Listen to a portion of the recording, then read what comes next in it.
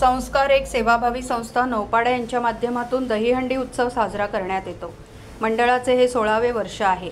या दहीहंडी उत्सवात मराठी बरेच फिल्म सेलिब्रिटी व व्यापारी बंधू उपस्थित होते।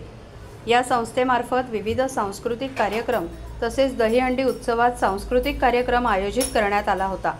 ही दहीहंडी 100 फूट हंडीवरती बांधून परत ती खाली घेऊन फोडली जात नाही, पूर्ण थर लावूनच ही हंडी फोडली जाते, असे संस्थेचे अध्यक्ष दीपक क्षत्रिय यांनी सांगितलं।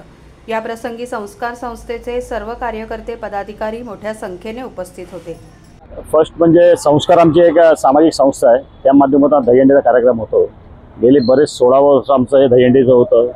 सुरुवात एवढी होती, पण आता एवढा प्रस्ताव वाढला आहे की 70 ते 75 आपल्या सलामी झाल्या आणि 9 वाजता आम्ही हंडी लालबागचा राजा म्हणून आपला पोपटच्या त्यांना आम्ही हंडी इश्यू केली आणि बरेच ॲक्टर्स आमच्याकडे आले होते, बरेच कार्यकर्त्यांची टीम होती आणि उत्कृष्ट प्रतिसाद या हंडीला यावर्षी होता।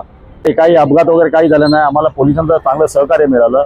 आमचे व्हॉलंटियर्स संस्थेचे इथे होते आणि असं नाही आमची हंडी मानाची आहे तर 50 फूट वरती बांधानंतर तिला 10 फूट खाली घ्या आणि 25 लाख बक्षीस असं नाही आहे।